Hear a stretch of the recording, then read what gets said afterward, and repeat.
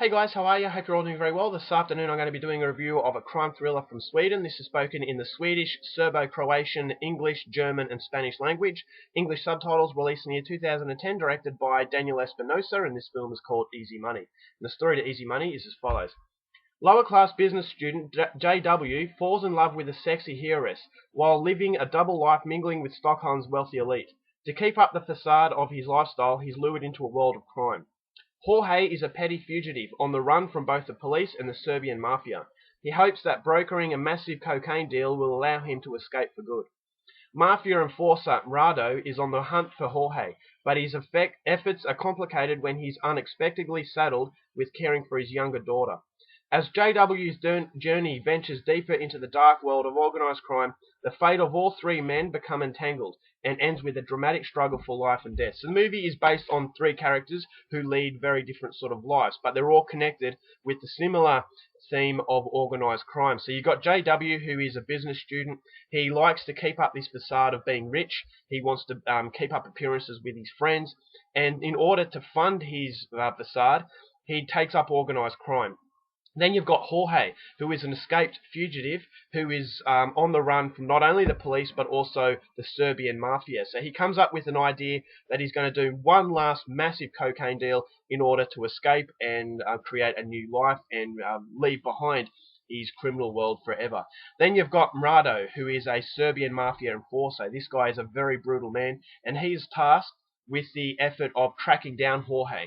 But his efforts are complicated when his young daughter comes into the picture, and he starts to realize that there are more important things than what he used to consider as his number one priority. So all three of these stories intertwine, and it leaves a very thrilling climax. So whether or not these three characters can make better lives for themselves, that's something you're going to have to find out for yourself, because that's as far as I'm going with my synopsis. Now my thoughts on Easy Money. I was kind of torn in between whether I liked this film or I didn't like the film. Now, to start off with, it is really well made. I thought the acting was great, the characters were really in depth, and it's not so much a movie about the gangster life. It's a movie about how breaking the law and being on the dodgy side of the law can have consequences on the innocent people in their lives. So you've got JW, who's with his girlfriend, but then when he starts to go into his crime, it starts to tear those two apart. Then you've got Mrado, who I thought was the best character. He's the Serbian enforcer. He's tasked with hunting down this fugitive.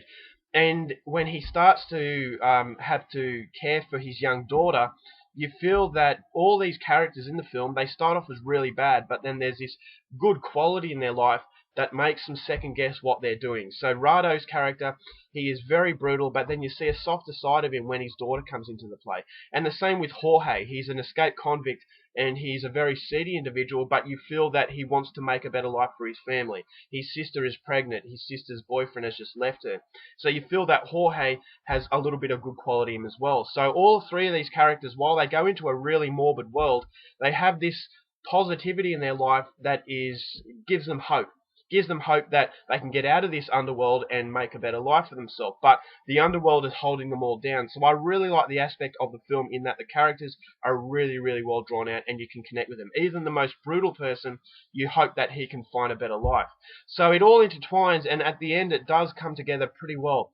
But unfortunately for me, it didn't quite have the continuity that it needed. Now, it is a long sort of film, and I thought that each character was portrayed on the screen equally, and I thought that was well done. But there are moments in the film that it does get bogged down a little bit, and it wants to bill itself as a thriller, but it's just not thrilling. It's more of a drama. It's a drama about the life of gangsters, but more so about the innocent people who were affected and have no choice about this. And so I like that aspect of it, but I just think for a gangster film, it does bill itself as something that it's not. And it does get bogged down here and there. The continuity isn't as smooth as I would have liked, but I thought it was definitely a very thought-provoking film, and for that I would recommend it. But if you're after the typical gangster fare, then I would be careful with Easy Money, because, as I said, it is definitely more about the humanity inside a life of, inhumane things, such as Mafia. So, I thought the characters were very good. Mrado is the best character. I thought JW, he was more the centerpiece, which is the main guy, the guy who wants to be richer than he is.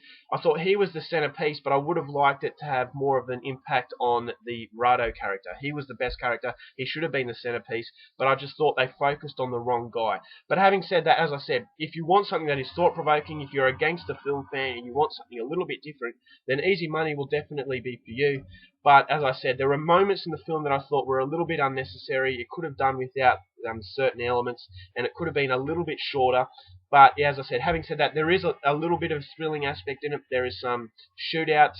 The brutality is there, so if you're expecting something brutal, you will get it.